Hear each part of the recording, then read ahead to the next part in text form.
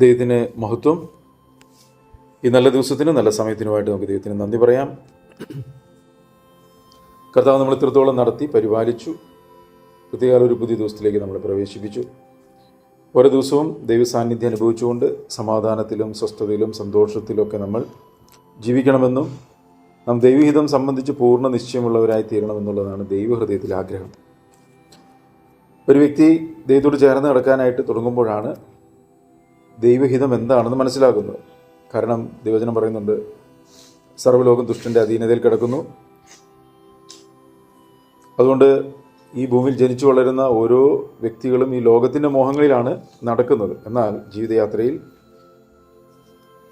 ദൈവം നമുക്ക് തന്നെ വെളിപ്പെടുത്തി തരികയും നമ്മുടെ ജീവിതത്തിൻ്റെ ലക്ഷ്യം എന്താണെന്ന് മനസ്സിലാകുവാൻ തക്കവണ്ണം ദൈവം നമ്മുടെ ഹൃദയത്തെ തുറക്കുകയും ചെയ്യുമ്പോഴാണ് ഒരു വ്യക്തി തന്നെ ദൈവകരങ്ങളിലേക്ക് സമർപ്പിക്കുന്നത്. ഇത്തരത്തിലുള്ളൊരു സമർപ്പണത്തിൽ കൂടിയാണ് ദൈവത്തിൻ്റെ ആത്മാവിനാൽ നയിക്കപ്പെടുന്ന ഒരു ജീവിതത്തിലേക്ക് ഒരു വ്യക്തി പ്രവേശിപ്പിക്കപ്പെടുന്നത്. ഇതിന് ദൈവവചനത്തിൽ പറയുന്നത് വീണ്ടും ജനനമെന്നാണ്. ഒരു വീണ്ടും ജനനം കൊണ്ട് മാത്രം കാര്യങ്ങൾ തീരുന്നില്ല. വീണ്ടും ജനനം പ്രാപിച്ച വ്യക്തി ദൈവത്തിൻ്റെ വചനത്തിൽ കൂടി പോഷണം ലഭിക്കണം. ഒരു കുഞ്ഞ് ജനിച്ച് വളരുമ്പോൾ അതിന് പാലും അതുപോലെ നല്ല ഭക്ഷണമൊക്കെ കൊടുത്ത് ആ കുഞ്ഞിനെ വളർത്തി പക്വതയിലേക്ക് വളർന്നു വരുന്നത് പോലെ ആത്മീയ പൈതലും വചനത്തിൽ നിന്നും പോഷണം ലഭിച്ച് പക്വതയിലേക്ക് വളർന്നു വരണം. ഈ കാലയളവിലാണ് ദൈവം മഹത്വം ദർശിക്കാനായിട്ട് ആ വ്യക്തിക്ക് സാധിക്കുന്നത്. ആ ദൈവം മഹത്വം ആ വ്യക്തിയെ ഈ ലോകത്തോട് അനുരൂപമാകാതെ ജീവിക്കാനായിട്ട് സഹായിക്കുകയും ഈ നശിച്ചു പോകുന്ന തീക്കായി ചുട്ടഴിയുവാനുള്ള ലോകത്തിൻ്റെ മോഹങ്ങൾക്കൊത്തവണ്ണമല്ല ഞാൻ ജീവിക്കേണ്ടത് എന്നുള്ളൊരു തീരുമാനം ഉറയ്ക്കുവാനും ദൈവഹിതത്തിൽ വർദ്ധിച്ചു വരുവാനൊക്കെ ഇടയാക്കി തീരും. അങ്ങനെ കർത്താവിൻ്റെ വചനത്തിൻ്റെ അനുസരണത്തിൽ കൂടി ജീവിക്കുന്ന ഓരോ വ്യക്തികളും ആ പുത്രൻ്റെ സ്വരൂപത്തോട് അനുരൂപമായി തീരുകയും ഇത്തരത്തിൽ പുത്രൻ്റെ സ്വരൂപത്തോട് അനുരൂപമായി തീരുന്ന ഒരു കൂട്ടത്തെ ചേർപ്പാൻ കർത്താവ് വേഗത്തിൽ വരികയും ചെയ്യും. അപ്പോൾ അതിനോടുള്ള ബന്ധത്തിലാണ് നമ്മൾ വചനം കേൾക്കുന്നത്. ഈ ഒരു ആഗ്രഹം നമ്മുടെ ഉള്ളിലുണ്ടെങ്കിൽ മാത്രമേ നമ്മൾ കേൾക്കുന്ന വചനം അത് നമ്മളിൽ വസിക്കുവാനും ദൈവിക ജീവനിലേക്ക് നമ്മളെ വഴി നടത്താനും ഇടവരുത്തത്തുള്ളൂ. ഇന്നത്തെ ചിന്തയ്ക്കായിട്ട് നമുക്ക് റോമർക്ക് എഴുതിയ ലേഖനം അതിൻ്റെ 12-ാം അധ്യായം 1 മുതൽ ഉള്ള വാക്യങ്ങൾ നമുക്കൊന്ന് വായിക്കാം. 1-ഉം 2-ഉം. ഞാൻ ദൈവത്തിന്റെ മനസ്സലിവ് ഓർപ്പിച്ച് നിങ്ങളെ പ്രബോധിപ്പിക്കുന്നത് നിങ്ങൾ ബുദ്ധിയുള്ള ആരാധനയായി നിങ്ങളുടെ ശരീരങ്ങളെ ജീവനും വിശുദ്ധിയും ദൈവത്തിന് പ്രസാദവുമുള്ള യാഗമായി സമർപ്പിപ്പിൻ. ഈ ലോകത്തിന് അനുരൂപമാകാതെ നന്മയും പ്രസാദവും പൂർണ്ണതയുമുള്ള ദൈവഹിതം ഇന്നതെന്ന് തിരിച്ചറിയേണ്ടതിന് മനസ്സ് പുതുക്കി രൂപാന്തരപ്പെടുക. ഇവിടെ നമുക്കെല്ലാവരും കേട്ടിട്ടുള്ള വചനമാണ്, കാണാതെ അറിയുന്ന വചനമായിരിക്കാം. പലവരും നമ്മൾ കേട്ടിട്ടുള്ള കാര്യമാണ്. ഇവിടെ നമ്മൾ ഓർമ്മപ്പെടുന്ന ഒരു കാര്യം അപ്പോസ്തലനായ പൗലോസ് റോമർക്ക് എഴുതിയ ലേഖനത്തിൽ നമ്മൾ വായിച്ചത്. അവിടെ പറയുകയാണ്, സഹോദരന്മാരെ, ഞാൻ ദൈവത്തിൻ്റെ മനസ്സലിവ് ഓർപ്പിച്ച് നിങ്ങളെ പ്രബോധിപ്പിക്കുന്നത്. അപ്പോൾ ദൈവം മനസ്സലിവുള്ളവനാണ്, കൃപയുള്ളവനാണ്, കരുണയുള്ളവനാണ്, ദയയുള്ളവനാണെന്നൊക്കെ നമ്മൾ ദൈവവചനത്തിൽ കാണാനായിട്ട് സാധിക്കും. ആ ദൈവത്തിൻ്റെ സ്നേഹം, ദൈവത്തിൻ്റെ ദയ, ദൈവത്തിൻ്റെ കരുണയാണ് സ്വർഗത്തിലെ മഹിമകളൊക്കെ വെടിഞ്ഞിറങ്ങി ഈ താണഭൂമിയിലേക്ക് ഇറങ്ങി വന്ന് നമുക്ക് പകരം മരിക്കുവാനായിട്ട് ഇടയായിത്തീർന്നു. കാരണം പാപത്തിൻ്റെ ശമ്പളം മരണമാണ്, പാപത്തിൻ്റെ ശിക്ഷ മരണമാണെന്ന് ദൈവമാണ് കൽപ്പിച്ചത്. ആ മരണത്തിൽ നമ്മെ രക്ഷിക്കുവാനായിട്ട് ആരും ഇല്ലാതിരുന്നപ്പോൾ, അഥവാ ഏകൻ്റെ അനുസരണക്കേടിനാൽ എല്ലാവരും പാപത്തിൽ ജനിക്കുവാനും പാപത്തിൽ ജീവിക്കുവാനും പാപത്തിൽ മരിക്കുവാനും നിത്യനരകത്തിലേക്ക് പോകുവാനും ഇടയായപ്പോൾ അവരെ രക്ഷിക്കുവാൻ വേണ്ടി ദൈവം തന്നെ മനുഷ്യനായി ഭൂമിയിൽ അവതരിച്ചു എന്നുള്ള ആ സത്യം നമ്മൾ മനസ്സിലാക്കണം. പലർക്കും മനസ്സിലാക്കാൻ പറ്റാത്തൊരു കാര്യമെന്ന് പറയുന്നത്, ദൈവം ഭൂമിയിൽ അവതരിച്ചെങ്കിൽ പിന്നെ ദൈവം സ്വർഗത്തിൽ എങ്ങനെയാണ് ഇരിക്കുന്നത് എന്നുള്ളതാണ്. നമ്മുടെ കൊച്ചു ബുദ്ധിയിൽ ഗ്രഹിക്കാൻ ബുദ്ധിമുട്ടുള്ളൊരു കാര്യമാണ്. കാരണം ദൈവവചനം പറയുന്നത് അവൻ സ്വർഗത്തിൽ നിന്ന് ഇറങ്ങി വന്നവനായി സ്വർഗത്തിൽ ഇരിക്കുന്നവനായ എന്ന് പറയുന്നത്. അപ്പോൾ ദൈവം ഒരു ദൗത്യ നിർവഹണത്തിനായിട്ട് മഹിമകളെ വെടിഞ്ഞ് ഈ ഭൂമിയിലേക്ക് ഇറങ്ങി വന്നിട്ട് എങ്ങനെയാണ് താൻ സൃഷ്ടിച്ച മനുഷ്യൻ ജീവിക്കേണ്ടതെന്നുള്ള കാര്യങ്ങൾ കാണിച്ചു തരുവാനും അതിലെല്ലാം ഉപരിയായി പാപത്തിൻ്റെ ശിക്ഷയായ മരണത്തിൽ നമ്മൾ രക്ഷിക്കാൻ വേണ്ടിയിട്ടാണ് ദൈവമനുഷ്യ ഭൂമിയിൽ അവതരിച്ചത്. കാരണം ദൈവവചനത്തിൽ അത് വ്യക്തമായിട്ട് രേഖപ്പെടുത്തിയിട്ടുണ്ട്. മത്തായിയുടെ സുവിശേഷം 1:21 പറയുന്നുണ്ട്, അവളൊരു മകനെ പ്രസവിക്കും, അല്ലേ? കന്യാഗർഭം ധരിച്ചൊരു പുത്രനെ പ്രസവിക്കും. 1:21 പേര് വരെ കൃത്യമായിട്ട് പറയുന്നുണ്ട്. അവളൊരു മകനെ പ്രസവിക്കും. മത്തായിയുടെ സുവിശേഷം 1:21 ഒരു മകനെ പ്രസവിക്കും, അവൻ തന്റെ ജനത്തെ അവരുടെ പാപങ്ങളിൽ നിന്ന് രക്ഷിപ്പാനിരിക്കൊണ്ട് നീ അവന് യേശു എന്ന് പേരിടണം എന്ന് പറഞ്ഞു. അപ്പൊ ഇവിടെ വളരെ വ്യക്തമായിട്ട് പറയാണ്, അവൾ ഒരു മകനെ പ്രസവിക്കും. അവൻ തൻ്റെ ജനത്തെ അവരുടെ പാപങ്ങളിൽ നിന്നും രക്ഷിപ്പാനിരിക്കുക കൊണ്ട്. അപ്പോൾ പാപങ്ങളിൽ നിന്നും രക്ഷിക്കുവാൻ ആരുമില്ലാതിരുന്നപ്പോൾ എന്താണ് പാപമെന്ന് അറിയുവാൻ വേണ്ടി മോശ മുഖാന്തരം ദൈവം ന്യായപ്രമാണത്തെ നൽകി. എന്നാൽ പാപത്തിൽ നിന്നും രക്ഷ പ്രാപിക്കുവാനായിട്ട് ആർക്കും സാധിച്ചിരുന്നില്ല. പാപം എന്താണെന്ന് മാത്രമേ വെളിപ്പെടുത്തി തന്നിരുന്നുള്ളൂ, അല്ലേ?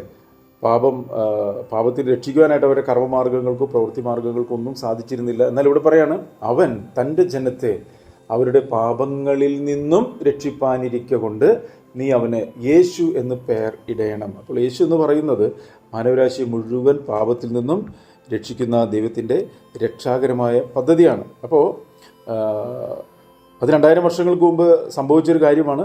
തുടർന്ന് അടുത്ത വാക്യത്തിൽ പറയുകയാണ്, 22ാമത്തെ വാക്യത്തിൽ, കന്യക ഗർഭിണിയായി ഒരു മകനെ പ്രസവിക്കും, അവര് ദൈവം നമ്മോട് കൂടെ എന്നർത്ഥമുള്ള ഇമ്മാനുവേൽ എന്ന് പേര് വിളിക്കും. ഇവിടെ വളരെ വ്യക്തമായിട്ട് പറയുന്നത് ദൈവം നമ്മോട് കൂടെ, ദൈവം മനുഷ്യനായി ഭൂമിയിൽ അവതരിച്ചിരിക്കുകയാണ്. ആ യേശുവിനെ ശ്രദ്ധിച്ചു നോക്കിയാൽ ദൈവത്വം എല്ലാം അതിൽ കാണാനായിട്ട് സാധിക്കും. കർത്താവിൻ്റെ ഓരോ വാക്കുകൾ കൃത്യതയോട് കേട്ട് കഴിഞ്ഞാൽ, നമ്മൾ വചനത്തിനോട് കൂട്ടുകയും കുറയ്ക്കുകയും ചെയ്യുമ്പോഴാണ് പലർക്കും യേശു ദൈവമാണെന്ന് വിശ്വസിക്കാനായിട്ട് സാധിക്കാത്തത്. എന്നാൽ യേശു പറയുന്ന ഓരോ വാക്കുകളും ശ്രദ്ധിച്ചു കഴിഞ്ഞാൽ നമുക്ക് കൃത്യമായിട്ട് യേശു ആരാണെന്ന് നമുക്ക് മനസ്സിലാകും. അപ്പോൾ ഇവിടെ വ്യക്തമായിട്ട് പറഞ്ഞിരിക്കുകയാണ്, കന്യഗർഭം ധരിച്ചൊരു മകനെ പ്രസവിക്കും, അവർ ദൈവം നമ്മോട് കൂടെ. തൊട്ടുമുകളിൽ പറയാം, അവൾ ഒരു മകനെ പ്രസവിക്കും, അവന് യേശു എന്ന് പേരിടണം. അപ്പോൾ 2 അർത്ഥങ്ങൾ വെളിപ്പെടുത്തുകയാണ്. അതായത് ദൈവം മനുഷ്യനായി ഭൂമിയിൽ അവതരിച്ചു, കന്യകയിൽ നിന്നും ഗർഭിണിയായി പുത്രനെ പ്രസവിക്കുവാനുള്ള കാരണമെന്ന് പറഞ്ഞാൽ മാനവരാശി മുഴുവൻ പാപത്തിലായതുകൊണ്ട്, സ്ത്രീ പുരുഷ ബന്ധത്തിൽ ജനിക്കുന്ന എല്ലാവരും പാപത്തിൽ ജനിക്കുന്നതുകൊണ്ടാണ് എന്ത് സംഭവിക്കുന്നത്, ഇങ്ങനെ ഒരു കർത്താവിൻ്റെ പ്രവചനത്തിൻ്റെ ഒരു നിവൃത്തി ഇവിടെ സംഭവിക്കുന്നു. അപ്പോൾ ഇത് നമ്മുടെ ഉള്ളിൽ ജീവനായി തീരണം. ഈ ഒരു കാര്യം നമ്മുടെ ഉള്ളിൽ ജീവനായി തീരണം. ദൈവം നമ്മളെ രക്ഷിക്കുവാൻ വേണ്ടി സ്വർഗത്തിലെ മഹിമകളെ വെടിഞ്ഞ് ഇറങ്ങി വന്നു. അപ്പോൾ ഇവിടെ പറയുകയാണ്, ആ ദൈവത്തിൻ്റെ മനസ്സലിവാണ് ഇവിടെ പറയുന്നത്. സഹോദരന്മാരെ, ഞാൻ ദൈവത്തിൻ്റെ മനസ്സലിവ് ഓർപ്പിച്ച് നിങ്ങളെ പ്രബോധിപ്പിക്കുന്നത്, ഈ ഒരു സത്യം നിങ്ങൾ അറിയുകയും ഈ കർത്താവിൻ്റെ പദ്ധതികളെ നമ്മൾ മനസ്സിലാക്കുകയും ചെയ്തെങ്കിൽ, ഇവിടെ പറയാം, നിങ്ങളെ പ്രബോധിപ്പിക്കുന്നത്, നിങ്ങൾ എന്ന് പറഞ്ഞാൽ ഈ കർത്താവിൽ വിശ്വസിച്ച് യേശുവിനെ സ്വീകരിച്ച് വീണ്ടും ജന്മം പ്രാപിച്ച ഓരോ വ്യക്തികളും നിങ്ങൾ ബുദ്ധിയുള്ള ആരാധനയായി നിങ്ങളുടെ ശരീരങ്ങളെ എന്ന് പറഞ്ഞാൽ ഇനി ഒരിക്കലും പാപത്തിൻ്റെ പ്രമാണങ്ങളിൽ രസിക്കാനല്ല. കാരണം നമ്മൾ വിശ്വസിച്ചതിനേക്കാൾ രക്ഷ നമ്മളോട് അടുത്തിരിക്കുന്നു. അപ്പോൾ ദൈവം നമുക്ക് നൽകി തരുന്ന സമയങ്ങളൊക്കെ തക്കത്തിൽ വിനിയോഗിക്കണം. അതിൽ നിന്നും മാറി സഞ്ചരിച്ചു കഴിഞ്ഞാൽ പിന്നെ ദൈവം ഉദ്ദേശിക്കുന്ന ഒരു കാര്യപരിപാടിയിലേക്ക് നമുക്ക് പ്രവേശിക്കാനായിട്ട് സാധിക്കത്തില്ല. നമ്മൾ പല സ്പോർട്സ് കഴിവുള്ളവരൊക്കെ, അത്ലറ്റ്സൊക്കെ ഓരോ മീറ്റിൽ പോകുന്നതിന് മുമ്പൊക്കെ അവരുടെ കായികക്ഷമത എന്ത് ചെയ്യണം, തെളിയിക്കണം. എന്നാൽ മാത്രമേ അതിലവർക്ക് പങ്കെടുക്കാനായിട്ട് സാധിക്കത്തുള്ളൂ. ഇതുപോലെ തന്നെ നമ്മളെ സംബന്ധിച്ചിടത്തോളം നമ്മൾ ദൈവവചനത്തിൻ്റെ അനുസരണത്തിൽ കൂടി കർത്താവിൻ്റെ സന്നിധിയിലേക്ക് പ്രവേശിപ്പിക്കപ്പെടുവാനായിട്ട്, അല്ലെങ്കിൽ കർത്താവിൻ്റെ മുന്നിൽ നിൽക്കാനായിട്ട് യോഗ്യരായി എന്നുള്ളത് നമ്മൾ എന്ത് ചെയ്യണം, തെളിയിക്കണം. അത് നമ്മൾ ഈ ജീവിതം കൊണ്ട് തെളിയിക്കേണ്ട. അപ്പോൾ അതിനുള്ള അവസരങ്ങളൊക്കെ തള്ളിക്കളഞ്ഞുകൊണ്ട് പിന്നെ കർത്താവ് വരുമ്പോൾ കർത്താവിന് മുമ്പിൽ നിൽക്കാനായിട്ട് പറ്റത്തില്ല. അപ്പോൾ അതുകൊണ്ട് അവിടെ പറയും, നിങ്ങൾ ബുദ്ധിയുള്ള ആരാധനയായി നിങ്ങളുടെ ശരീരങ്ങളെ ജീവനും വിശുദ്ധിയും ദൈവത്തിന് പ്രസാദമുള്ള യാഗമായി സമർപ്പിക്കണം. ഇത് നമ്മൾ സമർപ്പിക്കണം. ഇത് ആരും കൊണ്ട് നമ്മളെ കൊണ്ട് സമർപ്പിക്കുന്നതല്ല, വ്യക്തിപരമായിട്ടുള്ളൊരു സമർപ്പണമാണ്. എൻ്റെ ഇഷ്ടങ്ങളെ മാറ്റിവെക്കുന്നതിനാണ് യാഗം എന്ന് പറയുന്നത്. നമ്മളുടെ ഇഷ്ടങ്ങളെല്ലാം നമ്മൾ ചെയ്തും കൊണ്ട് ജീവിക്കുകയാണെങ്കിൽ ഒരിക്കലും ദൈവം ആഗ്രഹിക്കുന്ന ഒരു തലത്തിലോട്ട് നമ്മളെ ഒരുക്കിയെടുക്കാനായിട്ട് പറ്റത്തില്ല. അതുകൊണ്ട് പറയുന്നത്, നിങ്ങൾ ബുദ്ധിയുള്ള ആരാധനയായി. അപ്പോൾ ആരാധന എന്ന് പറയുന്നത് നമ്മൾ കുറച്ച് സമയം പാട്ട് പാടുന്നതോ കൈയടിക്കുന്നതോ അല്ലെങ്കിൽ ഞായറാഴ്ച ദിവസം പോകുന്നതൊന്നും അല്ല ആരാധന. ഇവിടെ പറയുന്നത് നിങ്ങൾ ബുദ്ധിയുള്ള ആരാധനയായി. അപ്പോൾ ഈ ആരാധന എന്ന് പറയുന്നത് നമ്മുടെ ജീവിതം മുഴുവൻ ആരാധനയാണ്. ഒരു മുന്തിരിവള്ളി ശാഖയിൽ വസിക്കുന്നത് പോലുള്ള ഒരു ബന്ധത്തെയാണ് ആരാധന എന്ന് പറയുന്നത്. നമ്മൾ എഫെസ്യ ലേഖനമൊക്കെ വായിക്കുമ്പോൾ, കൊലോസ്യ ലേഖനമൊക്കെ വായിക്കുമ്പോൾ അവിടെ കാണാൻ സങ്കീർത്തനങ്ങളാലും സ്തുതികളാലും ആത്മീയ ഗീതങ്ങളാലും നമ്മുടെ ഹൃദയങ്ങളിൽ പാടിയും ദൈവത്തിന് നന്ദി പറഞ്ഞതിന് അർത്ഥം എന്ന് പറഞ്ഞാൽ ഓരോ സാഹചര്യങ്ങളുടെ നടുവിലും ദൈവത്തിനെ മഹത്വപ്പെടുത്തുന്ന ഒരു ജീവിതം. അതാണ് ഈ ആരാധന എന്ന് പറയുന്നത്. എല്ലാത്തിനും നിങ്ങൾ എന്ത് തിന്നാലും എന്ത് കുടിച്ചാലും എന്ത് ചെയ്താലും ദൈവനാമം മഹത്വപ്പെടണം. മനസ്സിലായോ? അതാണ് ആരാധന എന്ന് പറയുന്നത്. അപ്പോൾ ഇവിടെ പറയാണ്, നിങ്ങൾ ബുദ്ധിയുള്ള ആരാധനയായി നിങ്ങളുടെ ശരീരങ്ങളെ ജീവനും വിശുദ്ധിയും ദൈവത്തിന് പ്രസാദവുമുള്ള യാഗമായി സമർപ്പിക്കണം. കേട്ടോ, ദൈവത്തിന് പ്രസാദമുള്ളൊരു യാഗമായി തീരണം. നമ്മൾ എടുക്കുന്ന പല തീരുമാനങ്ങൾ, നമ്മളുടെ വാക്കുകൾ, പ്രവൃത്തികൾ അല്ലെങ്കിൽ ഓരോ കാര്യങ്ങളൊക്കെ ദൈവത്തിന് പ്രസാദമുള്ളതായി തീരും. ചിലപ്പോൾ മറ്റുള്ളവർക്ക് പ്രസാദമുള്ളതായിരിക്കും, എനിക്ക് പ്രസാദമുള്ളതായിരിക്കും, പക്ഷെ ദൈവത്തിന് പ്രസാദമുണ്ട്. ഞാൻ പറയുന്നൊരു വാക്ക് അത് ദൈവത്തിന് പ്രസാദമുള്ളതാണ്. ഞാൻ ചെയ്യുന്നൊരു പ്രവൃത്തി അത് ദൈവത്തിന് പ്രസാദമുള്ളതാണ്. മനസ്സിലായോ? ഞാൻ ഇങ്ങനൊരു കാര്യം ചെയ്യുമ്പോൾ അത് ദൈവം പ്രസാദിക്കുമോ? ഞാൻ ചെയ്യുന്നൊരു പ്രവൃത്തി അതിൽ ദൈവത്തിൻ്റെ നാമം മഹത്വപ്പെടുമോ? കേട്ടോ. കാരണം ഒരു കാലഘട്ടം വരെ നമ്മൾ എല്ലാ കാര്യത്തിലും നമ്മളുടെ സ്വയത്തിലാണ് നമ്മൾ കാര്യങ്ങൾ ചെയ്തിരുന്നതെങ്കിൽ ഇനി നമ്മൾ ചെയ്യുന്ന എല്ലാ കാര്യങ്ങളും കർത്താവ് പ്രസാദിക്കുന്നതായിരിക്കണം. ഇതൊരു തിരിച്ചറിവാണ്. മനസ്സിലായോ? അതുകൊണ്ട് ഇവിടെ പറയുന്നുണ്ടോ, നിങ്ങളുടെ ശരീരങ്ങളെ ജീവനും വിശുദ്ധിയും ദൈവത്തിന് പ്രസാദമുള്ള യാഗമായി സമർപ്പിക്കും. കാരണം അങ്ങനെ നമ്മൾ സമർപ്പിക്കുമ്പോൾ നമ്മളിലുള്ള പല ഇഷ്ടങ്ങളും എന്ത് ചെയ്യും? കത്തിത്തീരും. മനസ്സിലായോ? നമ്മൾ പല ഇഷ്ടങ്ങളെയും മാറ്റിവെക്കണം. കാരണം നമ്മളൊരു വചനം വായിക്കുകയാണെങ്കിൽ ലേവ്യ പുസ്തകം 6-ാം അധ്യായം 12-ാം വാക്യം വായിക്കും. അതിലൊരു കാര്യം നമുക്ക് കാണാനായിട്ട് സാധിക്കും. ലേവ്യ പുസ്തകം 6-ാം അധ്യായം അതിന്റെ 12-ാം വാക്യം. യാഗപീഠത്തിൽ തീ കെട്ടുപോകാതെ കത്തിക്കൊണ്ടിരിക്കണം. കേട്ടോ, യാഗപീഠത്തിൽ തീ കെട്ടുപോകാതെ കത്തിക്കൊണ്ടിരിക്കണം. മനസ്സിലായോ? സദൃശവാക്യം നമ്മൾ വായിക്കുമ്പോൾ അവിടെ ഇങ്ങനെ കാണാനായിട്ട് സാധിക്കും. മനുഷ്യരുടെ ആത്മാവ് യഹോവയുടെ ദീപമാണ്. സങ്കീർത്തനം 18:28 ഇങ്ങനെ പറയുന്നുണ്ട്, ഞാൻ അവരുടെ ദീപത്തെ കത്തിക്കും. ഒരു വീണ്ടും ജനനത്തിൽ കൂടി ദൈവത്തിന്റെ പരിശുദ്ധാത്മാവ് നമ്മുടെ ആത്മാവിലേക്ക് വന്ന് നമ്മുടെ ആത്മാവിനെ ജീവിപ്പിച്ചു. അപ്പോൾ നമുക്ക് മനസ്സിലാകാനും അല്ലെങ്കിൽ നമുക്ക് ഒരു കാര്യം ഓർമ്മയിൽ വരാനും വേണ്ടിയിട്ടാണ് ഒരു ദീപം കത്തുന്നത് പോലെയാണ് പരിശുദ്ധാത്മാവ് നമ്മുടെ ആത്മാവിലേക്ക് വരുമ്പോൾ സംഭവിക്കുന്നത്. എന്ന് പറഞ്ഞാൽ എന്ത് സംഭവിച്ചു? ഇരുട്ടിലായിരുന്നു, ഇപ്പോൾ വെളിച്ചങ്ങളുടെയവനായി ദൈവം നമ്മളിലേക്ക് വന്നു. മനസ്സിലായോ? ആ വെളിച്ചങ്ങളുടെയവനായി ദൈവം നമ്മളിലേക്ക് വന്നിട്ട് ഇനി നമ്മൾ എന്ത് ചെയ്യണം? ഓരോ ദിവസവും നമ്മളെ പ്രകാശിപ്പിക്കുകയാണ് ചെയ്യുന്നത്. നിങ്ങളുടെ ദീപം എന്ത് ചെയ്യണം? അധികം ജ്വലിക്കണം, പ്രകാശിക്കണം. മനസ്സിലായോ? അപ്പോൾ അങ്ങനെ ഇവിടെ പറയണം, അങ്ങനെ പ്രകാശിക്കണമെങ്കിൽ ഇവിടെ യാഗപീഠത്തിൽ തീ കെട്ടുപോകാതെ കത്തിക്കൊണ്ടിരിക്കണം. അപ്പോൾ ഇത് കെട്ടുപോകാനുള്ള സാധ്യതയുണ്ട്. എന്നാൽ ഇതെന്ത് ചെയ്യണം? ഓരോ ദിവസവും കത്തിക്കണം. അപ്പം എങ്ങനെയാണ് ഇത് കത്താനായിട്ടുള്ള ഇന്ധനം എന്തുവാ? ഇതെന്തോ ഇന്ധനം? നമ്മളിലുള്ള ജഡിക സ്വഭാവങ്ങളെല്ലാം കത്തണം. ഞാൻ പറഞ്ഞു, മനസ്സിലായോ? ഇതിൻ്റെ ആത്മീയാർത്ഥം നിങ്ങൾ മനസ്സിലാക്കണം. ഇത് കത്താൻ വേണ്ടിയിട്ട് വേറെ പ്രത്യേകിച്ചൊന്നും ഇട്ട് കത്തിക്കാൻ പറ്റത്തില്ല. ഇത് ജ്വലിക്കാനായിട്ടുള്ള സംഭവം എന്ന് പറയുന്നത് നമ്മുടെ ഉള്ളിലുള്ള ജഡിക സ്വഭാവങ്ങളാണ് എന്ത് ചെയ്യുന്നത്? കത്തേണ്ടത്. അങ്ങനെ കത്തുമ്പോഴാണ് നമ്മളുള്ള വിളക്ക് എന്ത് ചെയ്യുന്നത്? അധികം ശോഭിക്കുക. ജഡിക സ്വഭാവങ്ങൾ എന്ന് പറഞ്ഞാൽ അതാണ് ഇവിടെ പറയുന്നത്. നിങ്ങൾ ബുദ്ധിയുള്ള ആരാധനയായി നിങ്ങളുടെ ശരീരങ്ങൾ ജീവനും വിശുദ്ധിയും ദൈവത്തിന് പ്രസാദം. അപ്പോൾ ഓരോ കാര്യങ്ങളിലും ഇത് തന്നെ ജീവന്റെ സമൃദ്ധിയിലേക്ക് നയിക്കുന്നതായിരിക്കണം. അപ്പോൾ അതിന് തടസ്സം നിൽക്കുന്ന ഒരു സ്വഭാവം എന്ത് ചെയ്യണം? കത്തിപ്പോകണം. മനസ്സിലായോ? കേട്ടോ, ജീവനും അടുത്ത് വിശുദ്ധി. എന്നിലുള്ള അശുദ്ധി എന്ത് ചെയ്യണം? അശുദ്ധി നീങ്ങിപ്പോകാതെ വിശുദ്ധി വരത്തില്ലല്ലോ. അപ്പോൾ അശുദ്ധി എന്ത് ചെയ്യണം? കത്തിച്ച് കളയണം. ഈ കത്തിച്ച് കളയെന്ന് പറഞ്ഞാൽ അർത്ഥം നിങ്ങൾക്ക് മനസ്സിലാവുന്നുണ്ടല്ലോ. കത്തിച്ച് കളയെന്ന് പറഞ്ഞാൽ എന്താ അർത്ഥം? അതിനെ നീക്കി കളഞ്ഞിട്ട് ദൈവത്തിൻ്റെ ഇഷ്ടം ഞാൻ ചെയ്യണമെന്ന്. അത് ചെയ്യുമ്പോൾ അതെനിക്ക് ബുദ്ധിമുട്ടാണ്. പക്ഷേ ദൈവത്തിൻ്റെ പരിശുദ്ധാത്മാവ് നമ്മളെ സഹായിക്കുകയും എൻ്റെ ജഡിക സ്വഭാവങ്ങൾ നീങ്ങിപ്പോകാനായിട്ട് പരിശുദ്ധാത്മാവ് നമ്മളെ സഹായിക്കട്ടോ. ജീവനും വിശുദ്ധിയും. ഇനി ദൈവത്തിന് പ്രസാദം. ദൈവത്തിന് ഇഷ്ടം എന്തുവാ? ദൈവത്തിൻ്റെ ഇഷ്ടം എന്താണ്? നമ്മളെ ശുദ്ധീകരണമാണ്, അല്ലേ? ദൈവത്തിൻ്റെ ഇഷ്ടമോ നിങ്ങളുടെ ശുദ്ധീകരണം. അപ്പോൾ ഇങ്ങനെ നമ്മൾ ഇത് ഒരു ദിവസമോ എപ്പോഴെങ്കിലും 1-2 കാര്യങ്ങൾ ചെയ്യാനല്ല. അതാണ് പറയുന്നത്, യാഗപീഠത്തിൽ തീ കെട്ടുപോകാതെ കത്തിക്കൊണ്ടിരിക്കണം. മനസ്സിലായോ? എല്ലായ്പ്പോഴും നമ്മൾ ഒരിക്കലും ഇതിൽ നിന്ന് മാറാനായിട്ട് പാടില്ല. നമ്മളെ കർത്താവ് വീണ്ടെടുത്തെങ്കിൽ നമ്മൾ ഉത്തരവാദിത്തമാണ് അതിനൊത്തവണ്ണമുള്ളൊരു ജീവിതം ജീവിക്കുക എന്നുള്ളത്. അപ്പോൾ വളരെ ഉത്തരവാദിത്തമുള്ള വലിയൊരു ദൗത്യത്തിലേക്കാണ് ദൈവം എന്ത് ചെയ്യുന്നത്? തൻ്റെ മക്കളെ പ്രവേശിപ്പിക്കുന്നത് എന്നുള്ള കാര്യം നമ്മൾ മറന്നു പോകരുത് കേട്ടോ. എന്നിട്ട് പറയാം, പ്രസാദമുള്ള യാഗമായി സമർപ്പിക്കണം. നോക്കൂ, ഇനി കത്തിച്ച് ഒരു കാര്യം കത്തിപ്പോകേണ്ടതാണെങ്കിൽ അതിനെ തനിയെ വന്നതങ്ങ് കത്തിപ്പോകത്തില്ല. എന്ത് ചെയ്യണം? അത് വേണ്ടാത്തതാണ്, എന്നിലുള്ള ജീവന്റെ സമൃദ്ധിക്ക് തടസ്സം നിൽക്കുന്നതാണ് ഇതെന്ന് മനസ്സിലാക്കി നമ്മൾ എന്ത് ചെയ്യണം? അതിനെ സമർപ്പിച്ചു കൊടുക്കണം. എന്നിരുന്നാൽ മാത്രമേ എന്ത് ചെയ്യത്തുള്ളൂ? ഇത് കത്തിപ്പോകത്തുള്ളൂ. മനസ്സിലായോ? അതുകൊണ്ടാണ് ദൈവവചനം പറയുന്നത്, ഈ വിളക്ക്, ഈ ദീപം എന്ത് ചെയ്യുന്നു? ഉദരത്തിന്റെ അറകളെ ശോധന ചെയ്യുന്നു. മനസ്സിലായോ? എന്നിലുള്ള ജഡത്തിൽ, എൻ്റെ ആദാമേ പാപപ്രകൃതത്തിൽ എന്തൊക്കെയാണ് എന്നിൽ മറഞ്ഞു കിടക്കുന്നതെന്ന് നമുക്കറിയത്തില്ല. പക്ഷെ ആർക്കറിയാം? ദൈവത്തിനറിയാം. കാരണം അവൻ്റെ കണ്ണ് അഗ്നിജ്വാലയ്ക്കൊത്തുള്ളതാണ്, അല്ലേ? ദൂരം നമ്മൾ ഹൃദയത്തിലെ നിരൂപണങ്ങൾ അറിയുന്നൊരു ദൈവമാണ്. അവൻ്റെ കണ്ണിന് മുമ്പിൽ സകലവും നഗ്നവും മലർന്നതുമാണ്. അപ്പോൾ ഈ ദൈവ തേജസ്സിന് തടസ്സം നിൽക്കുന്ന കാര്യങ്ങൾ എന്താണെന്ന് അറിയുന്നത് പരിശുദ്ധാത്മാവിനാണ്. അത് എവിടെയൊക്കെയാണ് മറഞ്ഞു കിടക്കുന്ന അറിയുന്നത് ദൈവത്തിനാണ്. അതുകൊണ്ട് ദൈവത്തിൻ്റെ ആത്മാവ് എന്ത് ചെയ്യും? നമ്മളുടെ അകത്തോട്ട് ഈ വെളിച്ചം പ്രകാശിപ്പിച്ച്, ഈ അകത്തോട്ട് വെളിച്ചം പ്രകാശിപ്പിക്കുക എന്ന് പറഞ്ഞാൽ എങ്ങനെയാണ് അത് പ്രകാശിപ്പിക്കുന്നത്? വചനത്തിൽ കൂടിയാണ്. ദൈവവചനം വായിക്കുമ്പോൾ, ദൈവവചനം ധ്യാനിക്കുമ്പോൾ, ദൈവവചനം കേൾക്കുമ്പോഴാണ് എന്തൊക്കെ ഈ തേജസ്സിന് തടസ്സം നിൽക്കുന്ന എന്തൊക്കെയാണ് എൻ്റെ ഉള്ളിലുള്ളതെന്ന് നമുക്ക് വെളിപ്പെട്ട് കിട്ടുക. അപ്പോൾ നമ്മൾ എന്ത് ചെയ്യണം? അതിനെ സമർപ്പിക്കണം. അങ്ങനെ സമർപ്പിക്കുമ്പോഴാണ് എന്ത് ചെയ്യുന്നത്? അത് കത്തിപ്പോകുവാനും നമ്മൾ അധികമായി പ്രകാശിക്കുക, നമ്മുടെ വിളക്ക് അധികമായി പ്രകാശിക്കുക, അല്ലേ? കാരണം ദൈവവചനം പറയുന്നുണ്ടല്ലോ, വക്രതയും കോട്ടമുള്ള ഒരു തലമുറയിലാണ് നിങ്ങൾ. വക്രതയും കോട്ടമുള്ള തലമുറ എന്ന് പറഞ്ഞാൽ എന്താ അർത്ഥം? മൊത്തം ഇരുട്ടാണ്.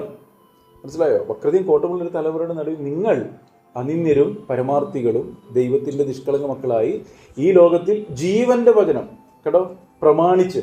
അപ്പോൾ ഒരു വ്യക്തിക്ക് ജീവന്റെ സമൃദ്ധി ഉണ്ടാകുക എങ്ങനെയാ?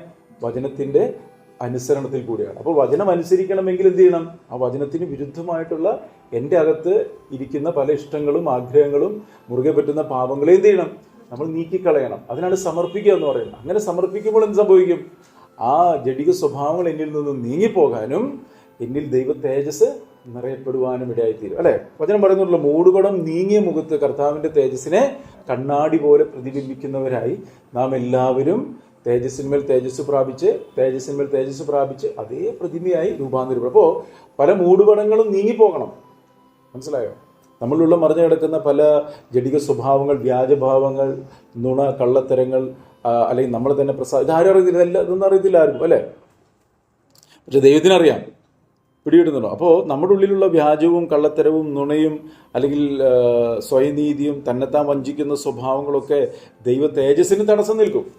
അപ്പോൾ ദൈവത്തിൻ്റെ പരിശുദ്ധാത്മാവ് നമ്മളെ ഉള്ളിലുള്ള ഈ പറയുന്ന എല്ലാ സംഭവങ്ങളും നീക്കിക്കളയും. അങ്ങനെ നീക്കിക്കളയുമ്പോഴാണ് എന്ത് സംഭവിക്കുന്നത്? എനിക്ക് ദൈവത്തോടും മനുഷ്യരോടും ഇന്നയോളം നല്ല മനസ്സാക്ഷിയുള്ളവരായിട്ട് തീരുന്നത്. അപ്പോൾ ഇവിടെ പറയാണ് കേട്ടോ, ദൈവത്തിന് പ്രസാദമുള്ള യാഗമായി സമർപ്പിക്കണം. അതിന് വലിയ പ്രാധാന്യമുണ്ട്. യാഗമായി സമർപ്പിക്കണം. പലർക്കും അത് ഇഷ്ടമല്ല. കാരണം 50-ാം സങ്കീർത്തനത്തിൻ്റെ അവസാനത്തെ വാക്യം ഒന്ന് വായിക്കാവോ? 50-ാം സങ്കീർത്തനം അവസാന വാക്യം. സ്തോത്രം എന്ന യാഗമർപ്പിക്കുന്നവൻ ദൈവത്തെ മഹത്വപ്പെടുത്തുന്നു, അല്ലെ? സ്തോത്രം എന്ന യാഗം അർപ്പിക്കുന്നവൻ എന്നെ മഹത്വപ്പെടുത്തുന്നു, തന്റെ നടപ്പിനെ ക്രമപ്പെടുത്തുന്നവന് ഞാൻ ദൈവത്തിന്റെ രക്ഷയെ കാണിക്കും. ആണോ? അത് വളരെ വ്യക്തമായിട്ട് പറയാണ്. തൻ്റെ നടപ്പിനെ ക്രമപ്പെടുത്താത്ത സ്തോത്രം കൊണ്ടോ പ്രവൃത്തികൾ കൊണ്ടോ ഒരു പ്രയോജനവുമില്ല. ദൈവം അതിൽ പ്രസാദിക്കത്തില്ല. കണ്ടോ? സ്തോത്രമെന്ന്, കാരണം സ്തോത്രം എന്ന് എല്ലാവരും പറയുന്നുണ്ട്, അല്ലെങ്കിൽ പാട്ട് പാടുന്നു, കൈയടിക്കുന്നു, ആരാധിക്കുന്നു, അതിനൊന്നും ഒരു ബുദ്ധിമുട്ടില്ല. സ്തോത്രമെന്ന യാഗം അർപ്പിക്കുന്നവൻ ദൈവത്തെ മഹത്വപ്പെടുത്തും, തൻ്റെ നടപ്പിനെ ക്രമപ്പെടുത്തണം. മനസ്സിലായോ? അപ്പോൾ അതാണ് ഇവിടെ പറയുന്നത്, പ്രസാദമുള്ള യാഗമായി സമർപ്പിപ്പിക്കും. ഇതാണ് യഥാർത്ഥത്തിലുള്ള യാഗം. എന്ത്? നമ്മുടെ ഇഷ്ടങ്ങളെ മാറ്റിവെക്കുന്ന, കർത്താവിൻ്റെ ഇഷ്ടം എന്താണെന്ന് തിരിച്ചറിഞ്ഞ് യേശു കർത്താവ് അതാ മാതൃക കാണിച്ചെന്നത്, അല്ലേ? പിതാവിനെ ആരും കണ്ടിട്ടില്ല, തൻ്റെ മടിയിലിരിക്കുന്ന ഏകജാതനായ പുത്രൻ അവനെ വെളിപ്പെടുത്തി. എന്താ പറഞ്ഞതിനർത്ഥം? പിതാവിൻ്റെ ഹൃദയത്തിലെ ആഗ്രഹം എന്താണെന്ന് പുത്രൻ വെളിപ്പെടുത്തി. പുത്രൻ എങ്ങനെ വെളിപ്പെടുത്തിയത്? പിതാവേ, എൻ്റെ ഇഷ്ടമല്ല നിന്റെ ഇഷ്ടം. ഇതാണ് പുത്രൻ പിതാവിനെ വെളിപ്പെടുത്തിയെന്ന് പറയുന്നത്. മനസ്സിലായോ? എന്ന് പറഞ്ഞാൽ പിതാവിൻ്റെ ഇഷ്ടം എന്താണെന്ന് മനസ്സിലാക്കി അത് ചെയ്യുവാനായിട്ട് പുത്രൻ നമുക്ക് മാതൃക കാണിച്ചത്. അപ്പോൾ പുത്രനെ ശ്രദ്ധിച്ച് നോക്കുമ്പോൾ നമ്മുടെ ജീവിതത്തിൽ എങ്ങനെയാണ് ഈ ദൈവത്തെ മഹത്വപ്പെടുത്തുന്ന ഒരു ജീവിതം ജീവിക്കാൻ നമുക്ക് മനസ്സിലാവും. എങ്ങനെയാണ് നമ്മളപ്പോൾ എങ്ങനെ ചെയ്യേണ്ടത്? കർത്താവ്, എൻ്റെ ഇഷ്ടമല്ല നിന്റെ ഇഷ്ടം. അതാണ് ഈ യാഗം എന്ന് പറയുന്നത്, കേട്ടോ. എൻ്റെ ഇഷ്ടമല്ല കർത്താവ്, നിന്റെ ഇഷ്ടമെന്ന് പറയുന്ന ആ ഒരു ഹൃദയപൂർവ്വമുള്ള ഓരോ പ്രാവശ്യം, ഇത് ഒരു പ്രാവശ്യം പറയുന്ന കാര്യമല്ലത്, അല്ലേ? ഈ ഇത് ഓരോ പ്രാവശ്യം വേണ്ട. മനസ്സ് പുതുക്കുക എന്ന് പറയുന്നത് കർത്താവ് വരുന്നവരെ മനസ്സും. അതുകൊണ്ടാണല്ലോ വെളിപ്പാട് പുസ്തകം അവസാനത്തിൽ പറഞ്ഞത്, നീതിമാൻ ഇനിയും വിശുദ്ധൻ ഇനി വിശുദ്ധീകരിക്കട്ടെ എന്ന് പറഞ്ഞ ഒരു ദിവസം നടക്കുന്ന കാര്യമാണത്. വിശുദ്ധൻ ഇനി വിശുദ്ധീകരിക്കട്ടെ എന്ന് പറഞ്ഞാൽ പല മേഖലകളിലും മാനസാന്തരം കർത്താവ് വരുന്നത് വരെ സംഭവിച്ചുകൊണ്ടിരിക്കുന്നുണ്ട്. മനസ്സിലായോ? അപ്പോൾ ഈ ഒരു ആഗ്രഹം നമ്മുടെ ഉള്ളിലുണ്ടാകുമ്പോൾ, നമ്മൾ സമർപ്പിക്കുമ്പോൾ, അവിടെയാണ് എന്ത് സംഭവിക്കുന്നത്? ദൈവത്തിൻ്റെ വലിയ പ്രവൃത്തി നമ്മളിൽ നടക്കുന്നത്. അതുകൊണ്ട് അവിടെ പറയുന്നത്, നിങ്ങളുടെ ശരീരങ്ങളെ ജീവനും വിശുദ്ധിയും ദൈവത്തിന് പ്രസാദമുള്ള യാഗമായി സമർപ്പിക്കുന്നു. അപ്പോൾ ദൈവം എങ്ങനെ പ്രസാദിക്കുന്നതെന്നും ദൈവത്തിൻ്റെ ഇഷ്ടം എന്താണെന്നും മനസ്സിലാകുന്ന ഒരു വ്യക്തി ഓരോ കാര്യത്തിൻ്റെ നടുവിലും എന്ത് ചെയ്യണം? തന്നെത്താൻ സമർപ്പിക്കണം. അങ്ങനെ സമർപ്പിക്കുമ്പോൾ ദൈവത്തിൻ്റെ പരിശുദ്ധാത്മാവ് അവിടെ പരിവർത്തിക്കുകയും നമ്മളിലുള്ള ആ ജഡിക സ്വഭാവത്തെ, ഇരുട്ടിൻ്റെ പ്രമാണത്തെ, നമ്മുടെ ഇഷ്ടങ്ങളെ നീക്കിക്കളയാൻ നമ്മൾ സഹായിക്കുകയും ആ സ്വഭാവം നമ്മളിൽ നിന്നും നീങ്ങിപ്പോകുമ്പോൾ അവിടെ നമ്മളിലുള്ള വിളക്ക് അഥവാ വെളിച്ചം അധികം ശോഭിക്കും. ഈ അധികം ശോഭിക്കുന്നതിനെയാണ് ജീവന്റെ സമൃദ്ധി എന്ന് പറയുന്നത്. മനസ്സിലായോ? കർത്താവ് പറഞ്ഞില്ല, ഞാൻ നിങ്ങൾക്ക് ജീവൻ നൽകാനും സമൃദ്ധിയായ ജീവൻ. അപ്പോൾ ഈ സമൃദ്ധിയായ ജീവൻ എങ്ങനെ കിട്ടുന്നത്? ഈ പറയുന്ന ഒരു അനുഭവത്തിൽ നമ്മളിലുള്ള വെളിച്ചം അധികമായി ശോഭിക്കണമെങ്കിൽ അതിന് തടസ്സം നിൽക്കുന്ന ജഡിക സ്വഭാവങ്ങളെ നമ്മൾ നീക്കിക്കളയണം. അങ്ങനെ നീക്കിക്കളയുമ്പോൾ എന്ത് സംഭവിക്കും? നമ്മളിലുള്ള ജീവൻ വർദ്ധിക്കും, നമ്മളിലുള്ള വെളിച്ചം വർദ്ധിക്കും, നമ്മളിലുള്ള വിശുദ്ധി വർദ്ധിക്കും, നമ്മളിലുള്ള ആ കർത്താവ്, നമ്മളിൽ കൂടി കർത്താവിനെ, മറ്റുള്ളവർ യേശുവിനെ കാണുവാനായിട്ട് അധികമായിട്ട് നമ്മൾ സാധിക്കും. മനസ്സിലായോ? അപ്പോൾ ഇതിന് തടസ്സം നിൽക്കുന്ന പല സംഭവങ്ങളും ഓരോ ദിവസവും നടക്കുന്നുണ്ട്, നമ്മുടെ വാക്കുകളിൽ നടക്കുന്നുണ്ട്. നമ്മൾ അതുകൊണ്ട് വളരെ ശ്രദ്ധയോടുകൂടെ നമ്മൾ കേൾപ്പാൻ വേഗത, സംസാരിപ്പാൻ സാവധാനം എന്നൊക്കെ പറയുന്നത് അതുകൊണ്ടാണ്. കാരണം മനുഷ്യന്റെ കോപം ദൈവത്തിന്റെ നീതിയെ നിറവേറ്റുന്നില്ല. ദൈവത്തിന്റെ നീതിയാണ് ഓരോ ദിവസവും നിറവേറേണ്ടത്. അതിന് തടസ്സം നിൽക്കുന്ന എത്ര നല്ല സ്വഭാവമാണെന്ന് നമ്മൾ പറഞ്ഞാലും അതൊന്നും ദൈവത്തിന് പ്രസാദമല്ല. അതിനെല്ലാം എന്ത് ചെയ്യണം? നമ്മൾ നീക്കിക്കളയണം. അതിന്റെ രണ്ടാമത്തെ വാക്യം 12:2 റോമാലേഖനം 12-ാം അധ്യായം. ഈ ലോകത്തിന് അനുരൂപമാകാതെ നന്മയും പ്രസാദവും പൂർണ്ണതയുമുള്ള ദൈവഹിതം ഇന്നതെന്ന് തിരിച്ചറിയേണ്ടതിന് മനസ്സ് പുതുക്കി രൂപാന്തരപ്പെടും. ആണോ? ഇത് നമ്മളൊരു തീരുമാനമാണ്. മനസ്സ് പുതുക്കാത്ത ഒരു വ്യക്തിക്കും ക്രിസ്തുവിൽ വളരാൻ പറ്റത്തില്ല. മനസ്സിലായോ? ഈ മനസ്സിന്റെ ഒരു പ്രശ്നം എന്ന് പറയുന്നത് മനസ്സ് നമ്മളെ ചതിക്കും. അതുകൊണ്ടാണ് വളരെ ശ്രദ്ധയോടുകൂടെ നമ്മളെടുക്കുന്ന ഓരോ തീരുമാനങ്ങളോ അത് ദൈവത്തിന്റെ ആത്മാവിലാണോ അതോ എൻ്റെ മനസ്സിന്റെ തീരുമാനമാണോ ചിന്തിക്കണം. ഇവിടെ പറയുന്നത് മനസ്സിനെ പുതുക്കണമെന്നാണ് പറയുന്നത്. മനസ്സിലായോ? അപ്പോൾ പറയട്ടോ, ഈ ലോകത്തിന് അനുരൂപമാകാതെ. അപ്പോൾ എപ്പോഴും മനസ്സ് ഈ ലോകത്തോട് അനുരൂപമാകാനായിട്ട് പ്രേരിപ്പിക്കുന്നത്. മനസ്സിലായോ? കാരണം ഈ ലോകത്തിന് അതിൻ്റെ ഒരു വ്യവസ്ഥിതിയുണ്ട്. നമ്മൾ ഈ ലോകത്ത് ജീവിക്കുന്നെങ്കിലും ഈ ലോകക്കാരല്ല എന്ന് പറഞ്ഞാൽ അതിനർത്ഥം എന്തുവാ? ദൈവരാജ്യത്തിന് വിരുദ്ധമായിട്ടുള്ള ഒരു കാര്യത്തിലോട്ട് നമ്മൾ എന്ത് ചെയ്യരുത്? നമ്മൾ തല വെച്ചു കൊടുക്കരുത് എന്നായി പറഞ്ഞതിനർത്ഥം. പക്ഷെ അപ്പോൾ തന്നെ നമ്മൾ എന്ത് ചെയ്യണം? അധികാരസ്ഥന്മാർക്ക് കീഴ്പ്പെടണം, ബഹുമാനിക്കണം, അല്ലേ? നമ്മൾ ഈ ലോകത്ത് ജീവിക്കുമ്പോൾ ദൈവത്തെ മഹത്വപ്പെടുത്തുന്ന ഒരു ജീവിതം ജീവിക്കണം. അതുകൊണ്ട് ഈ ലോകത്തിന് അനുരൂപമാകാൻ. കാരണം എന്തുകൊണ്ട് അങ്ങനെ പറയുന്നത്? ഈ ലോകത്തിൻ്റെ ഇന്നത്തെ രൂപം ഒഴിഞ്ഞു പോകുന്നതാണ്. ഈ ലോകം അല്ലെങ്കിൽ ഈ സർവ്വലോകം ദുഷ്ടന്റെ അധീനതയിലാണ് കിടക്കുന്നത്. ഇതിനെ നിയന്ത്രിക്കുന്നത് സാത്താനാണ്. അപ്പോൾ സാത്താന്റെ നിയന്ത്രണത്തിലുള്ള കാര്യങ്ങളിലോട്ട് നമ്മൾ വെച്ചു കൊടുത്താൽ ആത്മാവിനാൽ നയിക്കപ്പെടാൻ പറ്റത്തില്ല.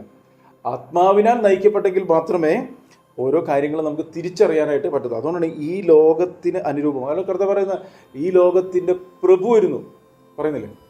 ഈ ലോകത്തിന്റെ പ്രഭു വരുന്നു, അവൻ എന്നോടൊരു കാര്യവുമില്ല. പറഞ്ഞതിന് അർത്ഥം എന്തുവാ എന്ന് പറഞ്ഞാൽ ഞാൻ ഉയരത്തിലുള്ള ചിന്തിക്കുന്നു, ഞാൻ ഉയരത്തിൽ നിന്നുള്ളവൻ, അല്ലേ? അപ്പോൾ ഈ പറഞ്ഞതിന് താല്പര്യം എന്ന് പറഞ്ഞാൽ നമ്മളും ഈ ഒരു അനുഭവത്തിലായിരിക്കണം. നമ്മളെയും എന്ത് ചെയ്തു? ഉയരങ്ങളിൽ ഇരുത്തി, അല്ലെ? സ്വർഗ്ഗസ്ഥലങ്ങളിൽ ഇരുത്തിയില്ലേ? പിതാവിന്റെ വലതുഭാഗത്ത് ഇരുത്തിയില്ലേ? പുത്രൻ ഇരിക്കുന്നിടത്ത് ഇരുത്തിയില്ലേ? അതുകൊണ്ട് നമ്മളോടും പറയുന്നത് ഭൂമിയിലുള്ളതല്ല, ഉയരത്തിലുള്ളത് ചിന്തിപ്പിൻ, ഉയരത്തിലുള്ളത് വാഞ്ചിപ്പിൻ. അങ്ങനെ ഉയരത്തിലുള്ള കാര്യങ്ങൾ എന്താണെന്ന് മനസ്സിലാക്കി ആ ഒരു ബന്ധത്തിൽ ഇരുന്നെങ്കിൽ മാത്രമേ ഈ ലോകത്തോട് അനുരൂപമാകാതെ ജീവിക്കാൻ പറ്റത്തുള്ളൂ. മനസ്സിലായോ? അതല്ലാണ്ടൊന്നും പറ്റത്തില്ല. പിടിയിടുന്നുണ്ടോ? അപ്പോൾ നമ്മൾ ഓരോ കാര്യങ്ങളും, ഓരോ തീരുമാനങ്ങളിലും ഈ ലോകവും വരും, ആത്മാവിന്റെ പ്രവൃത്തിയും രണ്ടും കൂടി ചേർന്ന് വരുന്നത് എന്ന് പറഞ്ഞുകൊണ്ട് അതിനർത്ഥം നമ്മൾ ഒരു ഐസൊലേഷനായിട്ട് ഒന്നും ഇതാക്കാതെ അനുഭവിക്കാതെ എവിടെയെങ്കിലും തന്നെ ഒരു ഇതെടുത്ത് പാർക്കണം എന്നാണ് പറഞ്ഞതിനർത്ഥം. അല്ലല്ല. അപ്പോൾ അപ്പോസ്തലൻ പൗലോസ് പറഞ്ഞത് അങ്ങനെയാണെങ്കിൽ നിങ്ങൾ ഈ ലോകം വിട്ടു പോകേണ്ടി വരും. അതിനർത്ഥം എന്ന് പറയുന്നത് നമ്മൾ ദൈവത്തിന്റെ പരിശുദ്ധാത്മാവിനെ നയിക്കപ്പെടുമ്പോൾ നമുക്ക് കൃത്യമായിട്ട് അറിയാം ഓരോ കാര്യങ്ങൾ അത് ദൈവവചനത്തിനൊത്തതാണോ ദൈവവചനത്തിന് വിരുദ്ധമാണോ എന്ന് അറിയാൻ പറ്റും. പരിശുദ്ധാത്മാവ് നമ്മൾ സകല സത്യത്തിന് വഴി നടത്തത്തില്ല. അപ്പോൾ അതിന് വിരുദ്ധമായിട്ട് ഹൃദയം കഠിനപ്പെടുത്തി കഴിഞ്ഞാൽ ആ കഠിനത ആ വ്യക്തിയെ ദൈവ സാന്നിധ്യത്തിൽ നിന്ന് അകറ്റിക്കളയും. അതുകൊണ്ടാണ് പരിശുദ്ധാത്മാവിനെ ദുഃഖിപ്പിക്കരുത്. പരിശുദ്ധാത്മാവ് എന്ന് പറയുന്ന ഒരു വ്യക്തിയാണ്. മനസ്സിലായി? നമ്മൾ കാര്യങ്ങളൊക്കെ നോക്കി നടത്താൻ വേണ്ടി നമ്മളെ ഏൽപ്പിച്ചു കൊടുത്തില്ലേ? ഏൽപ്പിച്ചു കൊടുത്തോ? യേശുവെ നീ എൻ്റെ കർത്താവ് എന്ന് പറഞ്ഞ് കർത്തൃത്വത്തിനായിട്ട് ഏൽപ്പിച്ചു കൊടുത്തോ? ആ കർത്തൃത്വത്തിനായിട്ട് യഥാർത്ഥമായിട്ട് ഏൽപ്പിച്ചു കൊടുത്തെങ്കിൽ ആ കർത്തൃത്വം നടത്താൻ വന്ന കാര്യസ്ഥനാണ് പരിശുദ്ധാത്മാവ്. പരിശുദ്ധാത്മാവ് എന്ന കാര്യസ്ഥൻ നമ്മളെ ദൈവത്തിന് ഇഷ്ടം എന്താണെന്ന് മനസ്സിലാക്കി നമ്മൾ അതിലൂടെ നടത്തും. മനസ്സിലായോ? അപ്പൊ ആ കാര്യസ്ഥനോട് നിങ്ങൾ എന്ത് ചെയ്യരുത്? മറുതലിക്കരുത്, എതിർക്കരുത്. അങ്ങനെ വരുമ്പോ നമ്മൾ നമ്മുടെ ഇഷ്ടങ്ങൾ തന്നെ പിന്നെയും ചെയ്യുകയാണെങ്കിൽ ആ കാര്യസ്ഥൻ എന്ത് ചെയ്യും? ആ കാര്യസ്ഥന് കാര്യങ്ങൾ ചെയ്യാനായിട്ട് പറ്റത്തില്ല. കാരണം നീതിയോട് മാത്രമേ കാര്യങ്ങൾ ചെയ്യത്തുള്ളൂ, വചനത്തിനനുസരിച്ച് മാത്രമേ കാര്യസ്ഥൻ കാര്യങ്ങൾ ചെയ്യത്തുള്ളൂ. മനസ്സിലായോ? അപ്പൊ അതുകൊണ്ട് നമ്മളും ചേർന്നു. അതുകൊണ്ട് രണ്ടുപേരും ഒത്തിട്ടല്ലാതെ നടക്കാൻ പറ്റത്തില്ല. ദൈവത്തിന്റെ ആത്മാവിനാൽ തന്നെ നയിക്കപ്പെടണം, ദൈവവചനത്തിന്റെ അനുസരണത്തിൽ കൂടി മുന്നോട്ട് പോകും. അങ്ങനെ വരുമ്പോഴാണ് ഈ ലോകത്തോട് അനുരൂപമാകാതെ ജീവിക്കാൻ പറ്റത്തുള്ളൂ. മാത്രമല്ല നന്മയും പ്രസാദവും പൂർണ്ണതയുമുള്ള ദൈവഹിതം. അപ്പൊ അങ്ങനെ ഒരു ദൈവഹിതമുണ്ട്. മനസ്സിലായോ? നന്മയും പ്രസാദവും പൂർണ്ണതയുമുള്ള ദൈവഹിതം. ഇത് മനസ്സിലാക്കണം നമ്മൾ. ഈ പറഞ്ഞതിന് അർത്ഥം എന്തുവാ? ഇതൊരു വ്യക്തി വളർച്ചയിലേക്ക് വരുന്ന കാര്യം പറഞ്ഞത്. ലൂക്കോസിന്റെ സുവിശേഷം 2:40-52 വാക്യത്തിൽ പറഞ്ഞ് പൈതൽ വളർന്നു, ജ്ഞാനം നിറഞ്ഞു, ആത്മാവിൽ ബലപ്പെട്ടു, ദൈവകൃപയിൽ മുതിർന്നു, ദൈവത്തിന് മനുഷ്യന് പ്രസാദമുള്ളതിനെ. ഒരു കുഞ്ഞ് ആ കുഞ്ഞായിട്ട് അങ്ങ് ഇരിക്കുകയല്ല ചെയ്യുന്നത്, ആ കുഞ്ഞ് വളരും.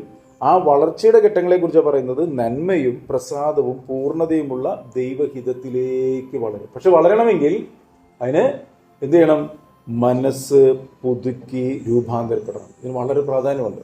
മനസ്സ് പുതുക്കാത്ത ഒരു വ്യക്തിക്കും ഈ പറയുന്ന ഒരു അനുഭവത്തിലേക്ക് വളരാനായിട്ട് പറ്റത്തില്ല. അങ്ങനെ വളരാതിരിക്കുമ്പോഴാണ് ഒരു പക്വതയില്ലാത്ത വ്യക്തികളായിരിക്കും. ഒരു കാര്യത്തെ ദൈവം കാണുന്ന പോലെ കാര്യങ്ങളെ കാണാൻ പറ്റത്തില്ല. എന്നാൽ മറിച്ച് ദൈവത്തിൻ്റെ ആത്മാവിനെ നയിക്കപ്പെടുന്ന ഒരു വ്യക്തിക്ക് ദൈവം കാര്യങ്ങളെ വ്യക്തമായി വെളിപ്പെടുത്തി തരും.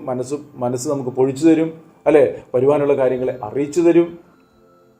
ഓരോ വചനവും എഴുതപ്പെട്ട ആത്മാവിൽ ഗ്രഹിപ്പാനായിട്ട് സഹായിക്കും. പരിശുദ്ധാത്മാവിൽ എഴുതപ്പെട്ട വചനം അതേ ആത്മാവിൽ ഗ്രഹിക്കണം, എന്നാലേ നമുക്കിതിനെ മനസ്സിലാവത്തുള്ളൂ. മനസ്സിലായോ? പരിശുദ്ധാത്മാവെ എനിക്കത് വെളിപ്പെടുത്തി തരണമേ എന്ന് നമ്മൾ പ്രാർത്ഥിച്ചു കഴിഞ്ഞാൽ എഴുതപ്പെട്ട അതേ ആത്മാവിൽ നമുക്കത് വെളിപ്പെടുത്തി തരും. യേശു കർത്താവ് അതാണ് ഈ പരീശന്മാർക്കും ശാസ്ത്രിമാർക്കും മനസ്സിലാകാതിരുന്നപ്പോൾ അതാണ് ഇവിടെ വന്ന് വെളിപ്പെടുത്തി തന്നത്. മനസ്സിലായോ?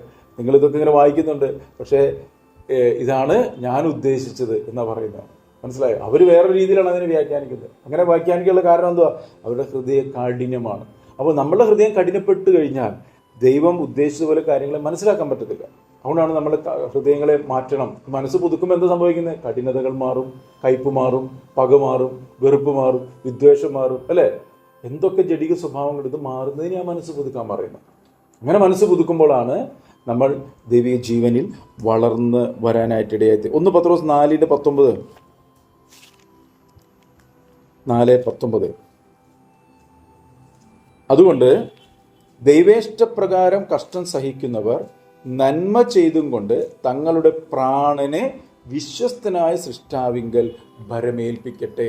കേട്ടോ? അപ്പോൾ ദൈവേഷ്ടപ്രകാരം കഷ്ടം സഹിക്കുന്നത്. അപ്പോൾ ഒരു ദൈവത്തിൻ്റെ ഒരു ഇഷ്ടം ചെയ്യുമ്പോൾ അതിനൊരു കഷ്ടതയുണ്ട്.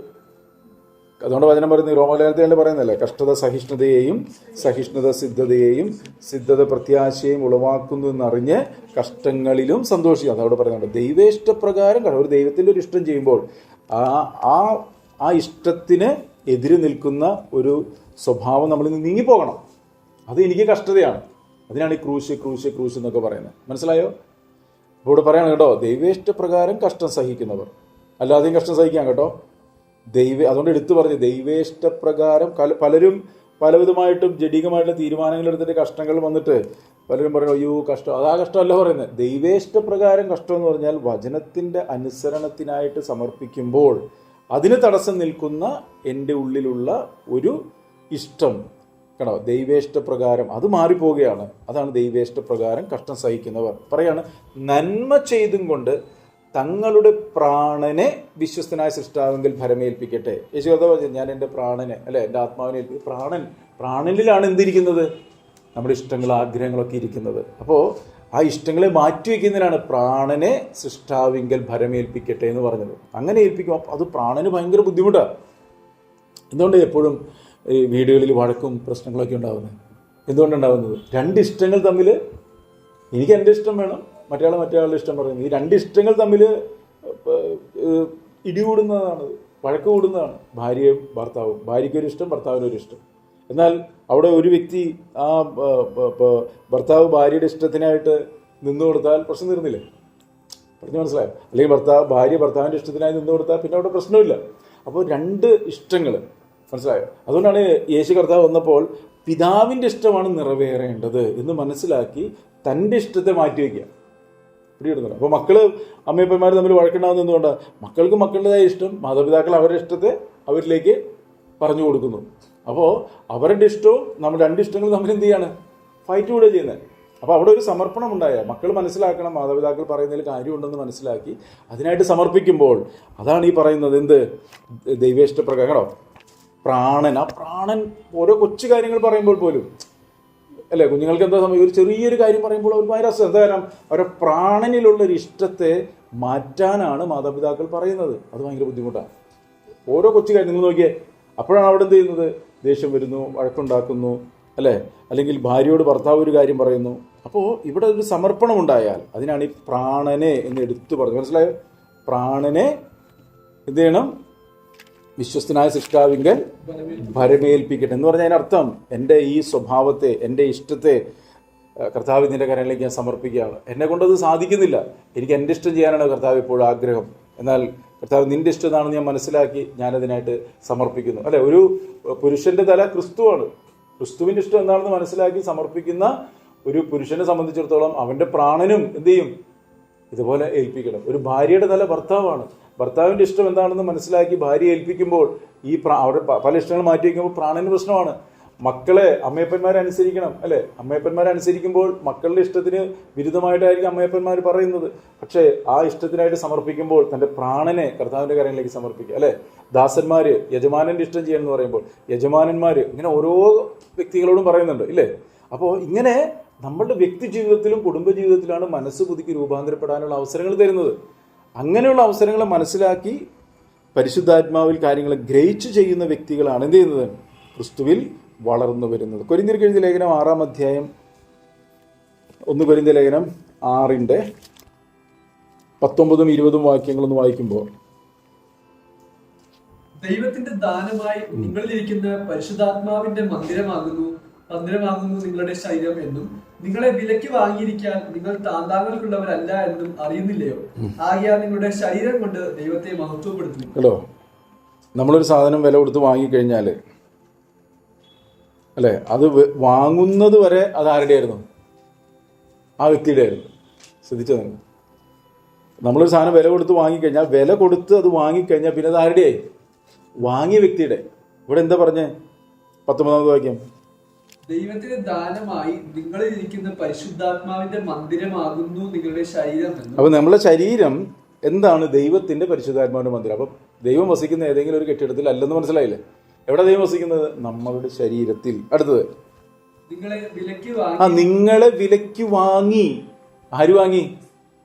ദൈവം നമ്മളെ വിലയ്ക്ക് വാങ്ങി. എങ്ങനെ വാങ്ങിയത്? നിങ്ങളെ വീണ്ടെടുത്തിരിക്കുന്നത് പൊന്ന് വെള്ളി മുതലായ അഴിഞ്ഞു പോകുന്ന വസ്തുക്കളെ കൊണ്ടല്ല, നിർമ്മലവും നിർദോഷിയുമായ കുഞ്ഞാടിന്റെ വിലയേറിയ ഇത് സകല മാനവരാശിയുടെയും പാപപരിഹാരത്തിന് വേണ്ടിയുള്ള വില ആര് കൊടുത്തു? ഉത്തരം മുടങ്ങി. പക്ഷെ ഈ സത്യം നമ്മൾ അറിയുമ്പോൾ, എന്നെ വിലയ്ക്ക് വാങ്ങിയ, എനിക്ക് വേണ്ടി മരിച്ച ആ സത്യത്തെ അറിയുമ്പോൾ ഞാൻ എന്നെ തന്നെ ദൈവകരങ്ങളിലേക്ക് കൊടുത്തു. മനസ്സിലായോ? അതുവരെ നടക്കുന്നില്ല. അതുകൊണ്ടാണ് നിങ്ങളെ വിലയ്ക്ക് വാങ്ങി എന്ന് നമ്മൾ മനസ്സിലാകുന്നത്. അതിനാണ് വീണ്ടും ജനനം പറയുന്നത്. അതിനാണ് യേശു നീ എൻ്റെ കർത്താവ് എന്ന് പറഞ്ഞ് കർത്തൃത്വത്തിനായിട്ട് ഏൽപ്പിച്ചു കൊടുക്കുന്ന കാര്യം നടക്കുന്നത്. കേട്ടോ, നിങ്ങൾ വിലയ്ക്ക് വാങ്ങിയിരിക്കുകയാൽ നിങ്ങൾ താന്താങ്ങൾക്കുള്ളവരല്ല. അപ്പോൾ ഇവിടെയാണ് ഞാൻ എൻ്റേതല്ല, ഞാൻ ദൈവത്തിൻ്റെതാണെന്ന് തിരിച്ചറിയാം. കേട്ടോ, താന്താങ്ങൾക്കുള്ളവരല്ല എന്നും അറിയുന്നില്ലയോ? ഒരു ചോദ്യം ചിഹ്നമാണ് അവിടെ. ക്വസ്റ്റ്യൻ മാർക്കാ. പലർക്കും ഇത് അറിയില്ല. അറിയാത്തതുകൊണ്ടാണ് നമ്മുടെ ഇഷ്ടങ്ങളിലേക്ക് തന്നെ നമ്മളിപ്പോൾ പോകുന്നത്. മനസ്സിലായോ? ഇതൊരു തിരിച്ചറിവ് വന്നു കഴിഞ്ഞാൽ, ഇനി നമ്മുടെ ഇഷ്ടങ്ങൾക്ക് പ്രാധാന്യമില്ലെന്ന് മനസ്സിലാക്കി കഴിഞ്ഞാൽ, ഞാൻ എൻ്റേതല്ല, എന്നെ വിലയ്ക്ക് വാങ്ങിയിരിക്കുന്നതാണെന്ന് മനസ്സിലാക്കി കഴിഞ്ഞാൽ, നമുക്ക് ഓരോ കാര്യങ്ങളും ദൈവത്തിൻ്റെ ഇഷ്ടത്തിനനുസരിച്ച് ചെയ്യാൻ പറ്റും. അങ്ങനെ സമർപ്പിക്കുമ്പോഴാണ് വളരെ സമാധാനത്തോടു കൂടിയുള്ള ഒരു ജീവിതം ജീവിക്കാൻ പറ്റും. അതുകൊണ്ട് പറയാം, ആകയാൽ നിങ്ങളുടെ ശരീരം കൊണ്ട് ദൈവത്തെ മഹത്വപ്പെടുത്തുവിൻ. അപ്പൊ എങ്ങനെ മഹത്വപ്പെടുത്തേണ്ടത്? ശരീരം കൊണ്ട് ദൈവത്തെ മഹത്വപ്പെടുത്തേണ്ടത്. ശരീരം കൊണ്ട് മഹത്വപ്പെടുത്താന്ന് പറഞ്ഞാൽ എന്താ അർത്ഥം? ഈ ശരീരം കൊണ്ട് ഓരോ കാര്യങ്ങൾ ചെയ്യുന്നത്, നമ്മളുടെ പ്രവൃത്തികൾ, നമ്മുടെ ഇടപെടലുകൾ, നമ്മുടെ ബന്ധങ്ങൾ, കൊടുക്കൽ വാങ്ങലുകൾ, ജോലി, കാഴ്ച, കേൾവി എല്ലാം നമ്മുടെ ശരീരം കൊണ്ടാണ് ചെയ്യുന്നത്. അപ്പോൾ അത് ദൈവരാജ്യത്തിനും ദൈവനീതിക്കും ദൈവ തേജസ്സിനും ഒത്തവണ്ണമാകണം. ഇതൊരു വലിയ ആത്മീയ മർമ്മമാണ്. മനസ്സിലായോ? അപ്പോൾ ഇത് മനസ്സിലാകുന്ന ഒരു വ്യക്തിക്ക് എന്ത് ചെയ്യാൻ പറ്റും? ഈ പറയുന്നൊരു അനുഭവത്തിലേക്ക് കയറി വരാം. യെശയ്യാ പ്രവാചകന്റെ പുസ്തകം 44-ാം അധ്യായം 20-ാം വാക്യം ഒന്ന് വായിക്കാവോ? യെശയ്യാ പ്രവാചകന്റെ പുസ്തകം 44-ന്റെ 20. അവിടെ പറയുന്നത്,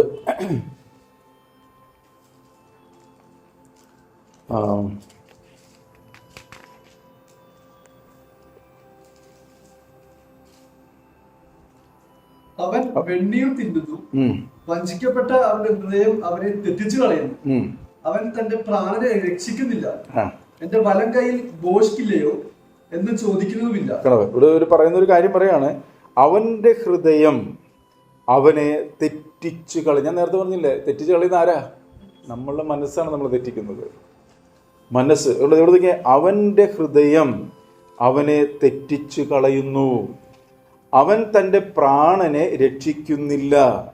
എൻ്റെ വലം കയ്യിൽ ഭോഷ്കില്ലയോ എന്ന് ചോദിക്കുന്നതുമില്ല. കേട്ടോ, എന്ന് മനസ്സിലായി നിങ്ങൾക്ക്? ഇവിടെ പറയാണ്, ഹൃദയമാണ്. അതുകൊണ്ട് വചനം പറഞ്ഞത് മനസ്സ്, ഹൃദയം എല്ലാറ്റിനെക്കാട്ടിലും കപടവും ഭോഷ്കുമുള്ളത്. അത് ആരാഞ്ഞറിയുന്നവൻ ആര്? ദൈവത്തിന് മാത്രമേ ആരാഞ്ഞറിയാൻ പറ്റത്തുള്ളൂ.